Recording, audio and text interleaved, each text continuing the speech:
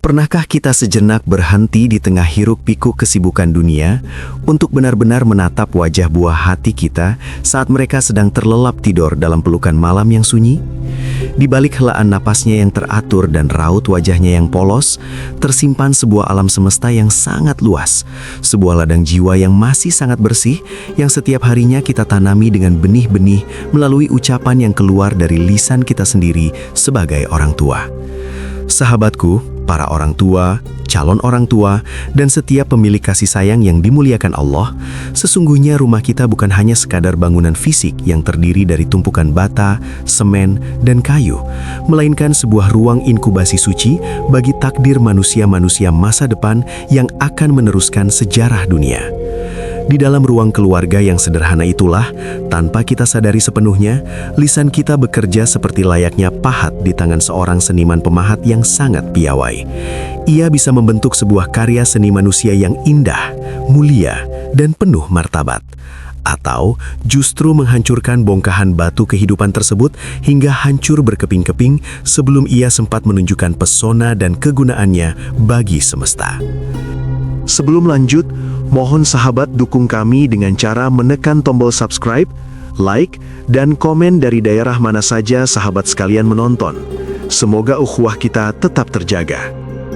Kita semua seringkali terjerembab dalam kelalaian dengan meremehkan kekuatan dahsyat dari sebuah kata-kata yang terlontar begitu saja.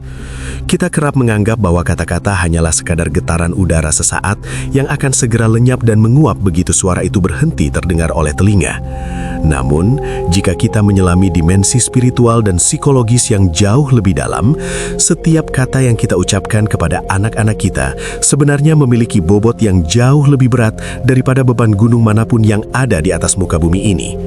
Lisan kita bukan sekadar alat mekanis untuk berkomunikasi atau sekadar media untuk memberikan instruksi harian, melainkan sebuah instrumen pencipta realitas yang sangat sakti. Ketika kita mengucapkan sesuatu dengan penuh muatan emosi kepada anak kita, baik itu dalam keadaan tenang maupun dalam puncak kemarahan, kata-kata tersebut melesat seperti anak panah api yang tidak akan pernah bisa ditarik kembali ke busurnya. Ia menembus lapisan-lapisan kesadaran anak yang paling halus, masuk ke dalam relung batin yang paling tersembunyi, dan menetap secara permanen di sana, sebagai sebuah sistem keyakinan yang mereka bawa hingga usia dewasa mereka tiba. Itulah alasan yang sangat mendasar mengapa dalam setiap ajaran agama dan kebijaksanaan spiritual sangat ditekankan bahwa ucapan adalah sebuah doa yang sedang dipanjatkan secara nyata. Terlebih lagi, doa orang tua bagi anaknya adalah sesuatu yang tidak memiliki penghalang atau hijab sedikit pun untuk menembus langit dan sampai langsung menuju singgasana Tuhan yang Maha Kuasa. Bayangkan dengan penuh kesadaran jika lisan kita yang setiap hari menyapa mereka ternyata secara tidak sadar menyimpan racun yang sangat halus dan mematikan. Racun itu memang tidak membunuh raga mereka secara fisik dalam seketika, namun ia mematikan potensi-potensi besar, memadamkan api semangat yang membara, dan yang paling mengerikan adalah menutup rapat-rapat pintu rezeki yang sebenarnya telah Allah hamparkan secara luas bagi setiap jiwa yang terlahir ke dunia ini. Banyak orang tua di luar sana yang merasa sudah memberikan pendidikan terbaik dengan biaya yang sangat mahal, menyekolahkan mereka di institusi paling bergengsi dan memenuhi segala fasilitas materi yang mewah. Namun mereka merasa heran dan bingung, mengapa setelah dewasa anak-anak mereka seolah-olah sangat sulit menemukan jalan kesuksesan. Hidupnya selalu didera kegalauan yang tidak berujung, atau aliran rezekinya selalu terasa sempit dan mampat. Seringkali jawaban dari misteri kehidupan tersebut bukan terletak pada kurangnya usaha keras sang anak atau faktor keberuntungan semata, melainkan pada gembok-gembok besi spiritual yang tanpa sadar telah dipasang oleh lisan orang tuanya sendiri di masa lalu. Kesalahan fatal pertama yang paling sering kita lakukan sebagai manusia yang tidak luput dari khilaf adalah memberikan label atau predikat negatif kepada anak secara berulang-ulang. Saat amarah memuncak karena nilai sekolah yang rendah, kamar yang berantakan, atau perilaku yang dianggap tidak sopan, seringkali meluncur kata-kata seperti anak bodoh, anak malas, anak nakal, atau sebutan hewan yang merendahkan martabat mereka. Kita mungkin berdalih dan merasa bahwa itu adalah cara tegas untuk menyadarkan mereka agar segera berubah menjadi lebih baik. Namun secara psikologis, anak-anak, terutama pada usia emas mereka, tidak memiliki kemampuan kognitif untuk membedakan antara kemarahan sesaat dengan kebenaran mutlak yang bersifat permanen. Di mata seorang anak yang masih murni, sosok orang tua adalah perwakilan Tuhan di bumi yang kata-katanya dianggap sebagai kebenaran yang tidak terbantahkan. Jika orang tuanya sendiri secara konsisten menyebut mereka sebagai sosok yang bodoh, maka alam bawah sadar mereka akan menyerap dan menerima hal itu sebagai sebuah identitas diri yang tetap. Mereka akan secara otomatis berhenti mencoba untuk menjadi pintar atau terampil, karena dalam pikiran terdalam mereka sudah tertanam dogma yang sangat kuat bahwa mereka memang terlahir sebagai makhluk yang bodoh. Label negatif ini kemudian menjelma menjadi sebuah penjara mental yang sangat sempit. Saat mereka tumbuh dewasa dan memiliki keinginan untuk memulai sebuah usaha atau meniti karir yang cemerlang, suara orang tuanya di masa kecil yang menyebut mereka tidak berguna atau bodoh akan berputar kembali di dalam kepala mereka seperti sebuah rekaman kaset yang rusak.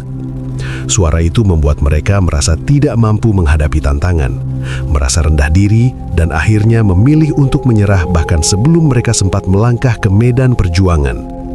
Inilah yang secara perlahan namun pasti akan menutup pintu rezeki mereka di masa depan, karena rezeki yang besar dan melimpah hanya akan datang menghampiri mereka yang memiliki kepercayaan diri yang kokoh, integritas yang kuat, dan mentalitas sebagai seorang pemenang yang tangguh. Selanjutnya kita harus menyadari bahwa ada jenis ucapan yang mungkin terdengar seperti keluh kesah yang biasa saja bagi kita, namun dampaknya sangat destruktif bagi jiwa anak, yaitu ucapan yang menempatkan keberadaan anak sebagai beban hidup yang sangat berat. Pernyataan yang sering keluar seperti kalimat bahwa orang tua sudah merasa sangat lelah bekerja banting tulang hanya demi membiayai anak, namun sang anak justru tidak tahu terima kasih. Atau pernyataan ekstrim bahwa seandainya tidak ada anak tersebut maka hidup orang tua akan jauh lebih bahagia dan mudah, adalah belati yang sangat tajam yang menyayat jiwa anak hingga ke akarnya. Kata-kata seperti ini menumbuhkan rasa bersalah yang bersifat toksik dan kronis di dalam hati kecil sang anak. Mereka akan tumbuh besar dengan membawa perasaan bahwa keberadaan mereka di atas muka bumi ini hanyalah sebuah kesalahan sejarah, sebuah beban yang mengganggu atau gangguan besar bagi kebahagiaan orang tua yang seharusnya mereka cintai. Rasa bersalah ini kemudian akan termanifestasi dalam bentuk perilaku sabotase diri yang sangat merugikan saat mereka sudah dewasa. Mereka akan merasa secara tidak sadar bahwa mereka tidak layak untuk hidup makmur, tidak pantas untuk sukses, atau tidak boleh berbahagia karena jauh di dalam jiwanya mereka merasa telah menjadi penyebab penderitaan orang tuanya. Secara spiritual, tindakan mengungkit-ungkit kebaikan, pengorbanan atau rincian biaya yang telah dikeluarkan untuk membesarkan anak juga merupakan perbuatan yang dapat menghapus keberkahan dari setiap rupiah nafkah yang telah diberikan. Padahal kita tahu bahwa rezeki yang penuh keberkahan adalah magnet alami bagi datangnya rezeki-rezeki selanjutnya yang lebih besar. Jika akar pengasuhan sudah tidak berkah karena dicemari oleh rasa tidak ikhlas dan kata-kata yang menyakitkan, maka pohon kesuksesan anak pun akan tumbuh dengan sangat kerdil dan sulit untuk menghasilkan buah yang manis. Kita harus memahami bahwa setiap rupiah yang kita keluarkan untuk anak adalah investasi akhirat dan kewajiban suci yang telah Allah tetapkan, bukan sebuah hutang piutang yang harus mereka bayar dengan ketundukan yang menyiksa batin. Melanjutkan perenungan kita mengenai kedahsyatan pengaruh lisan orang tua, kita harus berani menatap satu jenis ucapan yang sering kali menjadi pemutus harapan paling nyata, yaitu vonis-vonis bernada pesimis yang kita lemparkan seolah-olah kita adalah penentu masa depan. Seringkali dalam keadaan emosi yang tidak terkendali, orang tua mengeluarkan kalimat yang sangat berat seperti, "Kamu tidak akan pernah sukses kalau caramu seperti ini," atau "Masa depanmu akan suram dan kamu hanya akan menjadi beban orang lain."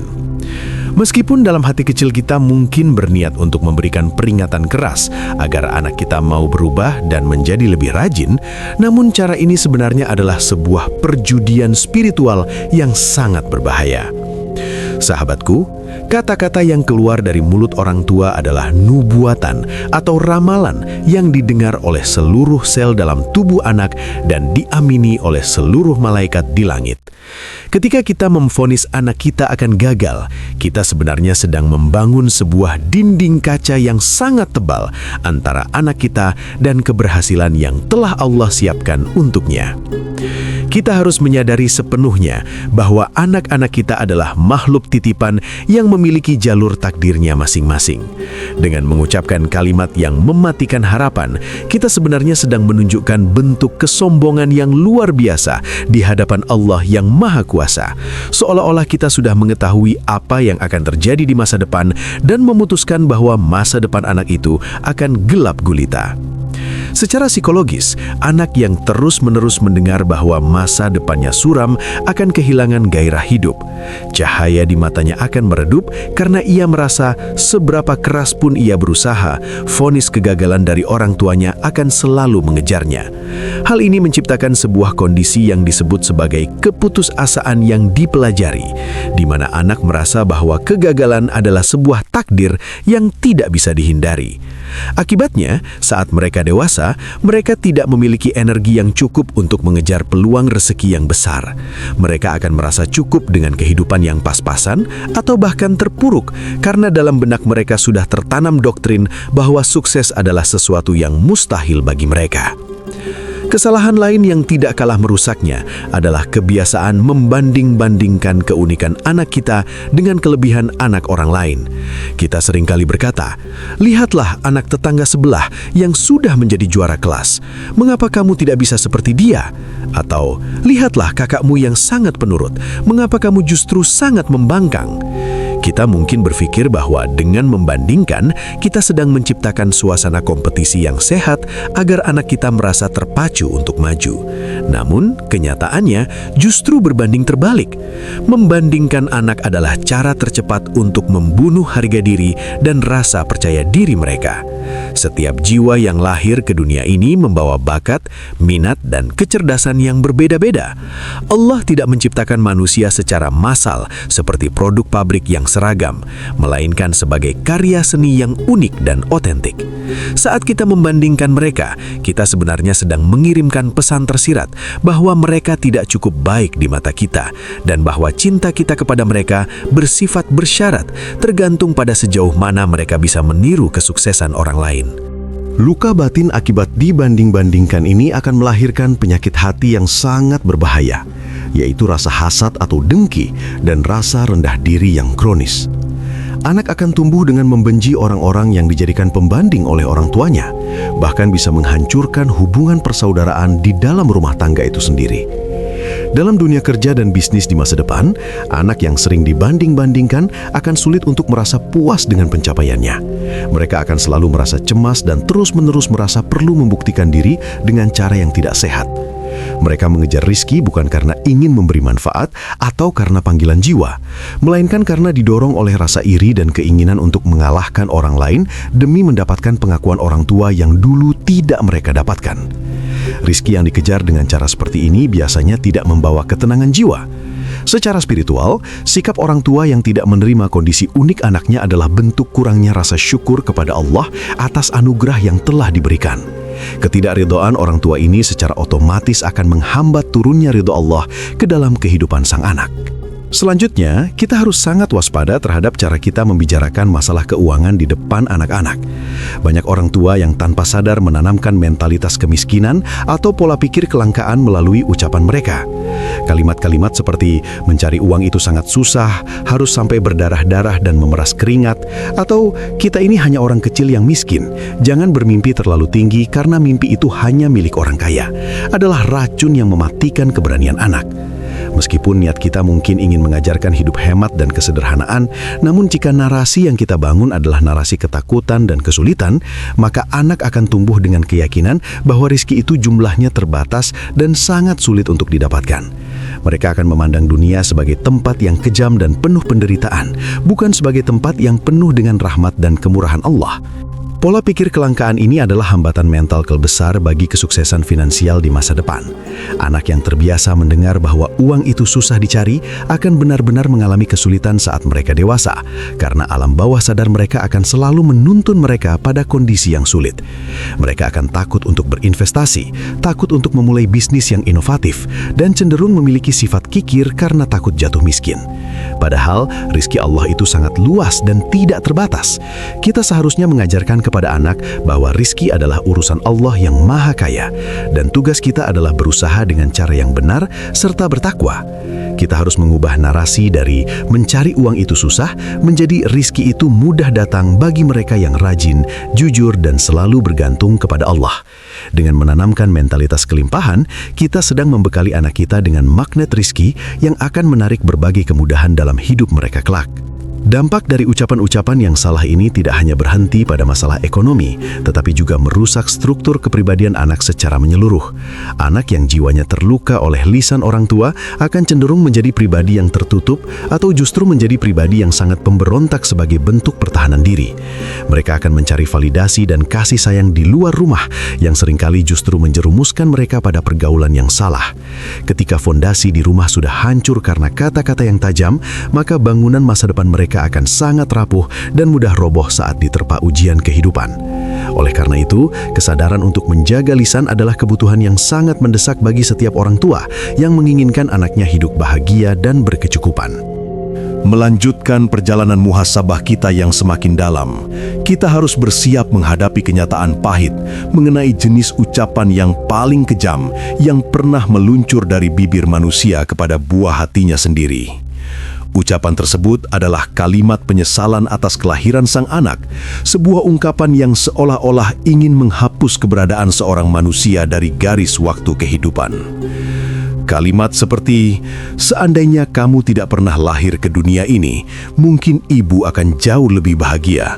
Atau pernyataan bahwa kehadiran anak adalah kesalahan terbesar yang menghancurkan karir dan cita-cita orang tua, merupakan bentuk pembunuhan karakter tingkat tertinggi yang pernah ada. Sahabatku yang penuh empati, kita harus menyadari bahwa secara spiritual, setiap roh yang ditiupkan ke dalam rahim telah melalui perjanjian suci dengan Sang Pencipta. Ketika seorang orang tua mengucapkan penyesalan atas kelahiran anaknya, ia sebenarnya bukan sedang berhadapan dengan sang anak, melainkan sedang menggugat ketetapan Allah yang maha bijaksana. Penolakan ini menciptakan sebuah lubang hitam yang maha luas di dalam jiwa anak, sebuah kekosongan eksistensial yang membuat mereka merasa tidak memiliki hak untuk memijakkan kaki di atas bumi Allah ini. Anak-anak yang tumbuh dengan beban perasaan bahwa mereka tidak diinginkan akan membawa luka batin tersebut hingga mereka menua. Luka ini seringkali menjelma menjadi kebencian kepada diri sendiri yang sangat akut. Mereka akan selalu merasa sebagai pengganggu, merasa sebagai parasit, dan merasa bahwa kebahagiaan adalah sesuatu yang terlarang bagi mereka. Dalam konteks pintu rezeki dan kesuksesan, kondisi mental seperti ini adalah penghambat yang paling sulit ditembus. Secara tidak sadar, mereka akan melakukan apa yang disebut sebagai sabotase diri atau tindakan menghancurkan kesuksesan sendiri. Mengapa hal ini terjadi? Karena jauh di dalam alam bawah sadar mereka, ada sebuah bisikan yang terus-menerus mengatakan bahwa mereka adalah makhluk yang gagal dan tidak pantas mendapatkan kebaikan karena orang tua mereka sendiri pun menyesali kehadiran mereka. Akibatnya, saat peluang emas datang, saat karir mereka mulai menanjak, atau saat bisnis mereka mulai memberikan hasil yang melimpah, mentalitas korban ini akan bekerja secara otomatis untuk menghancurkan semua pencapaian tersebut agar kembali pada kondisi menderita yang mereka anggap sebagai takdir aslinya. Lebih jauh lagi, penolakan emosional ini memutus koneksi spiritual yang seharusnya menjadi jalan bagi turunnya keberkahan. Kita tahu bahwa ridho Allah terletak pada ridho kedua orang tua. Jika orang tua secara terang-terangan menolak keberadaan anak, maka pintu-pintu rahmat seolah-olah tertutup rapat bagi sang anak. Hidup mereka akan terasa gersang, penuh dengan konflik, dan selalu merasa terasing dimanapun mereka berada. Mereka akan sulit menjalin hubungan harmonis dengan orang lain, termasuk dengan pasangan hidup atau rekan bisnis, karena dasar kepercayaan mereka terhadap cinta dan penerimaan telah dihancurkan oleh orang pertama yang seharusnya melindungi mereka. Rezeki bukan hanya soal angka di dalam rekening bank, melainkan juga soal kedamaian hati dan kemudahan dalam berinteraksi. Ketika jiwa seseorang sudah penuh dengan luka penolakan, maka frekuensi hidupnya akan menarik hal-hal yang bersifat negatif pula, yang pada akhirnya membuat pintu rezeki semakin sulit untuk terbuka. Selain ucapan yang tajam, kita juga harus mewaspadai bentuk komunikasi yang bersifat diam, namun mematikan, yaitu perlakuan diam yang dingin atau pengabaian total saat orang tua sedang marah. Banyak dari kita yang merasa bahwa mendiamkan anak adalah bentuk hukuman yang lebih baik daripada memukul atau memarahi dengan kata-kata kasar. Namun, secara psikologis, pengabaian seringkali dirasakan jauh lebih menyakitkan daripada kekerasan fisik.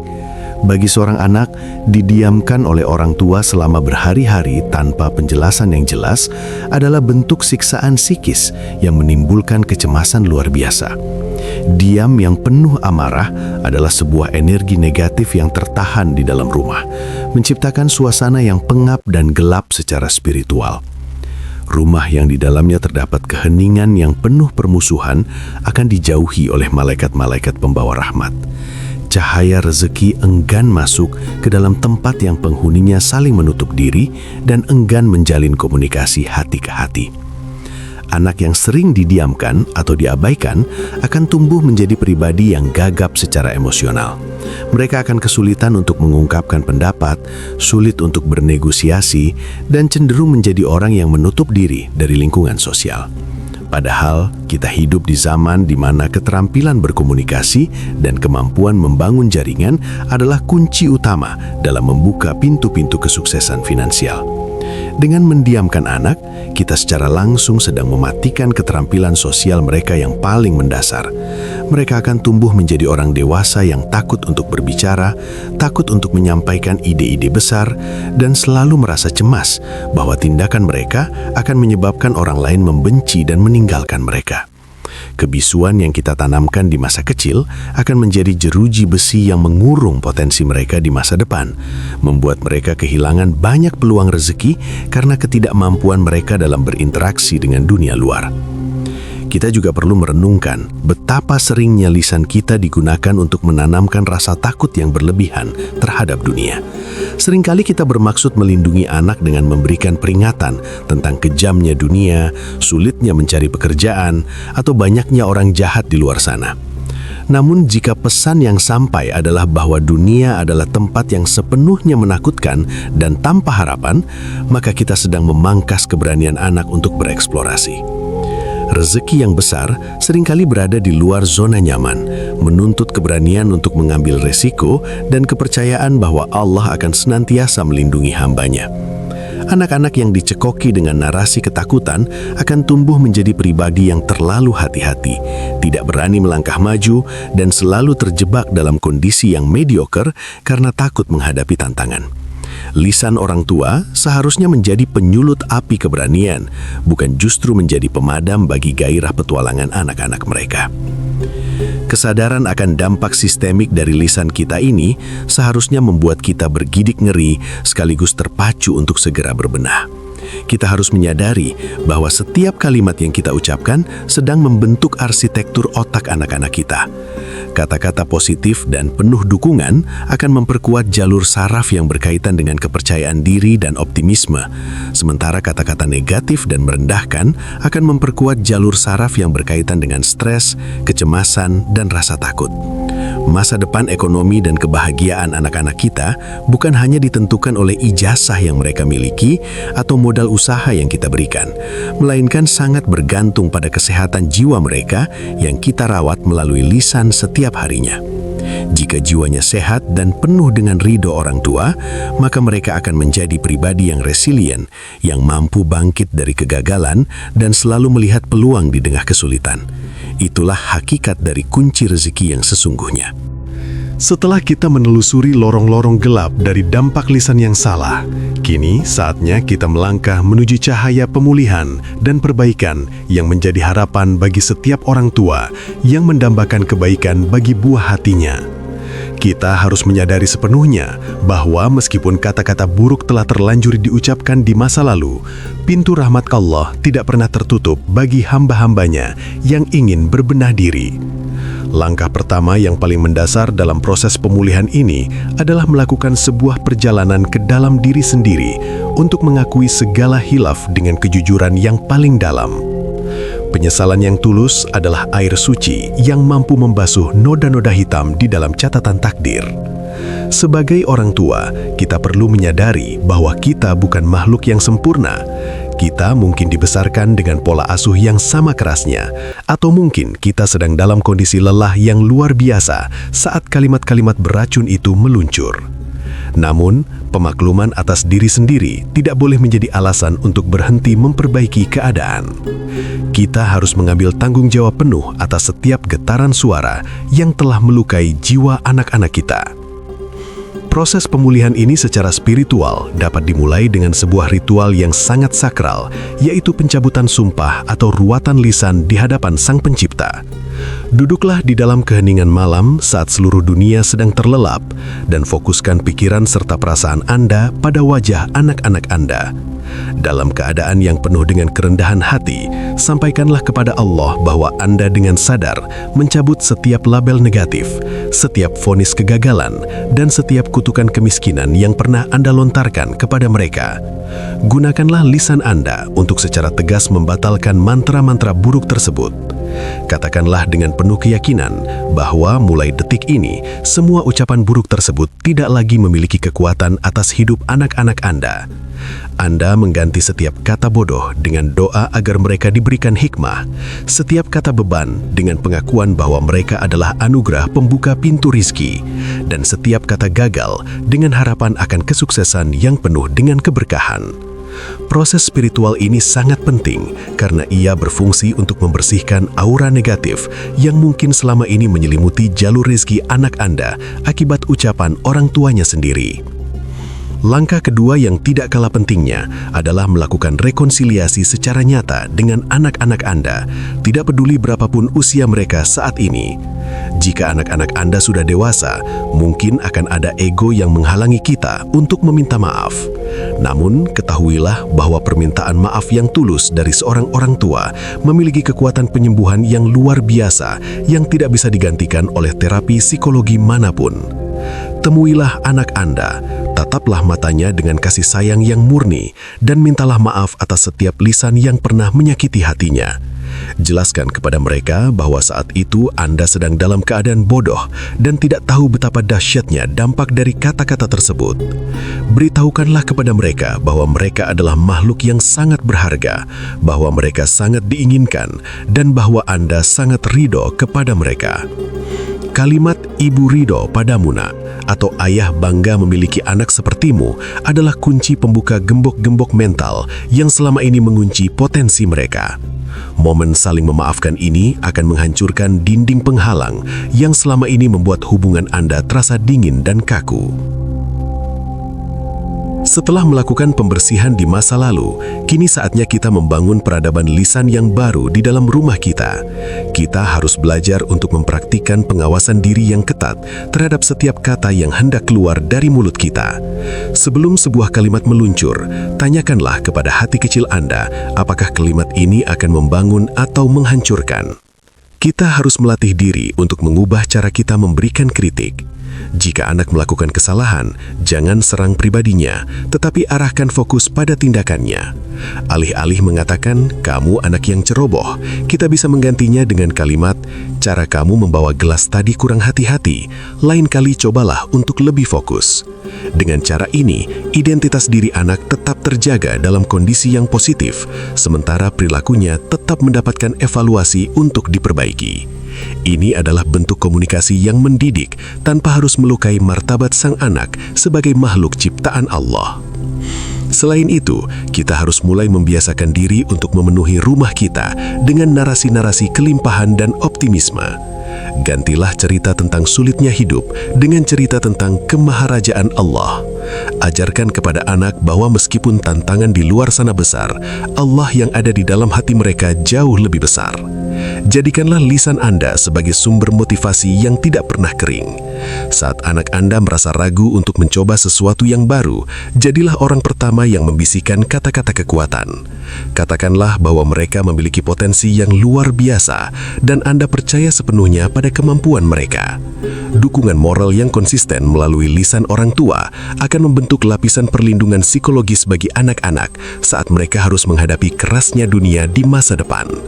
Mereka akan membawa suara positif Anda sebagai kompas yang menuntun mereka kembali saat mereka tersesat dalam keraguan.